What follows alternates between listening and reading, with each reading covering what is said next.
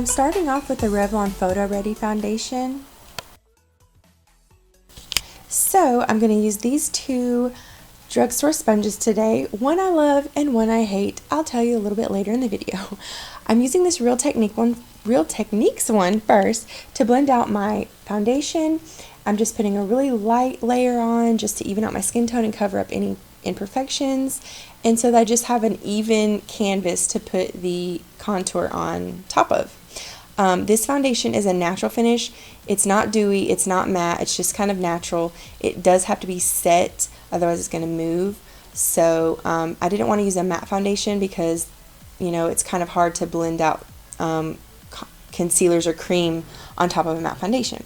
So I'm going to go in with the Master Conceal Concealer in Medium Deep, and I'm squeezing this straight out of the tube, which was a mistake, but I'm placing it a little bit above where my contour actually normally goes, because once I start blending it with a sponge, it's going to spread that color out, and I don't want it to go too low because then it's going to drag my cheeks down and make me look like just not good.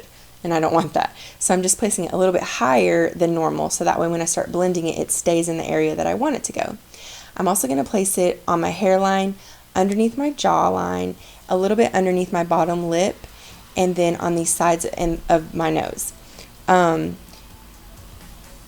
This is my first time using this product, and I definitely would say put it on the back of your hand and use a brush. Do not squeeze it out like I am, because you're going to get way too much product. And I just would not recommend it. Yeah, it just, no. So I'm going to blend it out with this Real Techniques sponge, and it is damp. Always make sure that that your beauty sponges that you're using are damp.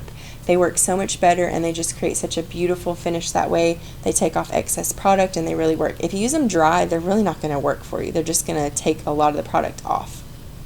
I'm just really working it into my hairline and around the center of my forehead. I'm leaving the center of my forehead open for it to be a highlight, and then I'm going to work it up into my temples and down the hollow of my cheek, down toward the corner of my mouth, and up towards the sides of my nose. And that is going to really lift up my cheeks. If you don't want that effect, you can just stop at the sides of your face about where the corners of your eyes are, like where your face starts to turn in, and you'll just have a more subtle straight contour, and it won't be rounded like mine, but I just like this effect on my face. I'm going to take this Age Rewind concealer and go under my eyes, and I'm also going to put it on top of my eyes because I have pale skin, and it's just a great shade to cover up any kind of blue darkness that you have. I'm putting it on my chin, my lip, and my forehead too, and then I'm going to take the Master Concealer in the lightest shade that they have, and I'm going to put that underneath my contour and on my jawline, and that's just really going to like carve that contour out. I'm going to use the Fit Me Concealer underneath my eyes just because I trust it, and that Master Concealer is really thick, and I didn't really want to put that under my eyes. So I'm going to use this Studio 35 sponge to blend my highlighter out, and really the rare occasions that I do cream highlight like this, and I don't do it often, I like to use two different sponges, because if you use the same sponge, it's really easy for it to just all become one color. So if you have to only use one sponge, make sure that you dedicate one side to your highlighting and one side to your contouring. That way you don't just become one shade of tan. This sponge is the one that I hate. It does not work for me. It's a latex sponge. I mean, I get that they're trying to market it to be like a beauty blender dupe, and they're saying, you know, to get it damp and all that, but I mean, it's latex, it's rubber, it does not truly absorb water. It gets the job done, and you can still create a beautiful finish with it, but it is not the sponge, the type of sponge that I like to work with. The Real Techniques one is a almost exact dupe. I mean, it's great. I would really highly recommend that one. So I'm just going to tap it out underneath my contour and really try to work it in and blend in those lines, you know, so that they diffuse in together. You don't want any real harsh lines. I'm trying not to have harsh lines. You can with a contour. You can have a very sharp contour, but not, the average person doesn't really want that everyday look. So I'm going back in with the Real Techniques sponge that I was contouring with. I'm not putting any additional product on it. I'm just using it to blur the lines a little bit more, blend, and that's, you know, I keep going back and forth and do this a few times with the lighter one and with the darker one, with no additional product, and I just keep doing it and looking in my viewfinder to make sure that everything's blended and seamless, because you really don't want to have a harsh line. It can just look dirty and it can just look too heavy.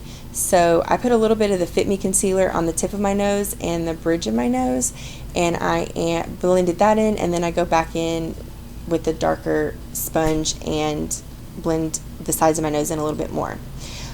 You always want to make sure that you never let your contour come on the upper lip area. So if you do decide to contour your cheeks like I do up to your nose, make sure that it doesn't get on your upper lip, because then it'll look like you have a mustache.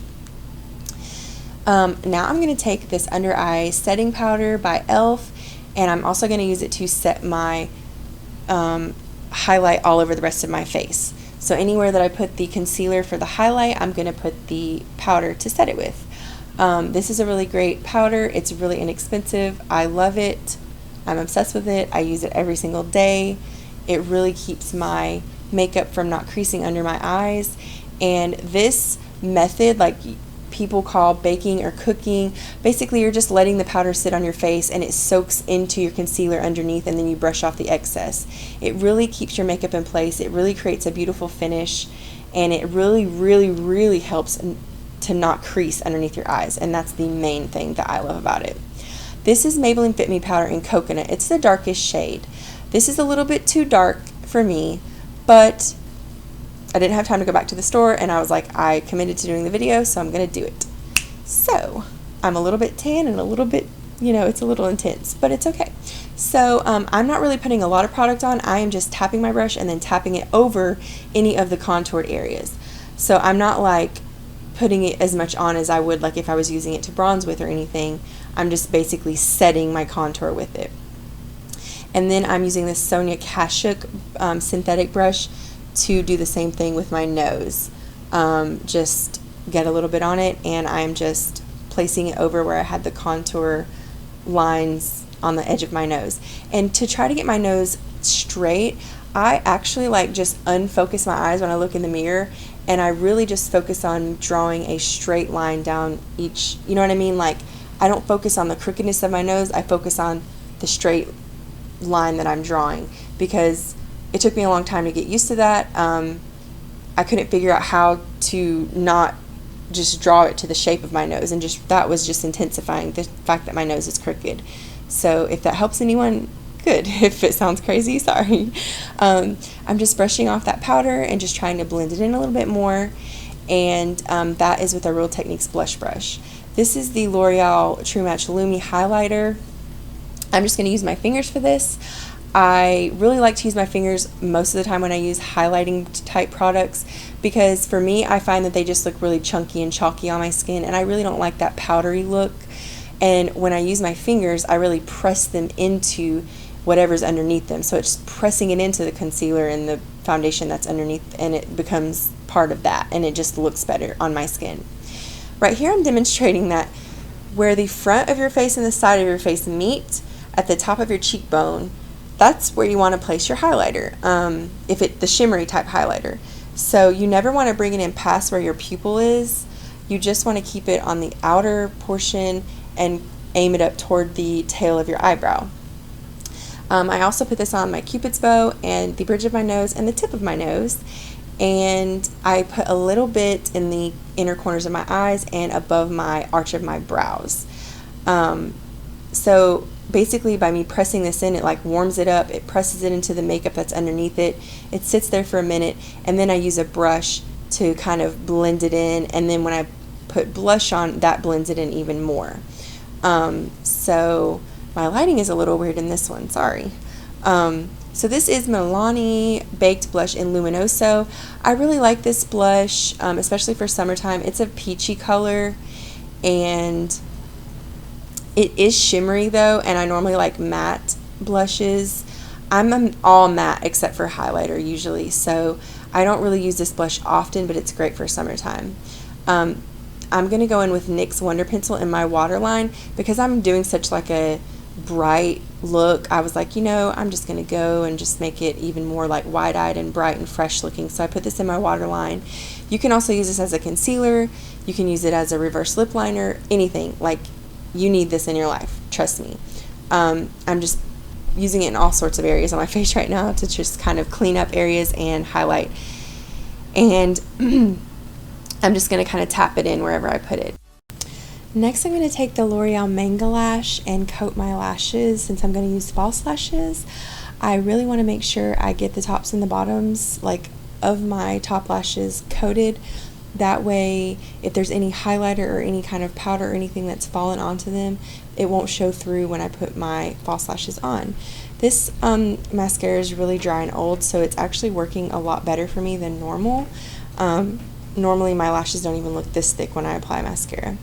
And I was also going to say that the other Manga lashes, the ones that are supposed to be like tarantula lash, like the Fad, all those are drier, thicker mascaras. So if you really want that kind of look, just use an older mascara, and if it's not loose enough for you, just put it in some warm water or something to kind of heat it up a little bit.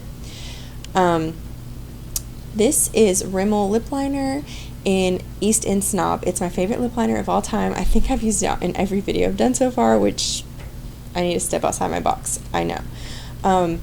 If you don't have lip liners or you don't use them on a regular basis, or if you want to get more, try the Rimmel because they're inexpensive and they are great quality. I just love them. This is Maybelline Master Glaze in the pink shade. It's a cheek like glaze, but I'm just using it over this lip liner just because I wanted it to be a little bit more pink and feminine.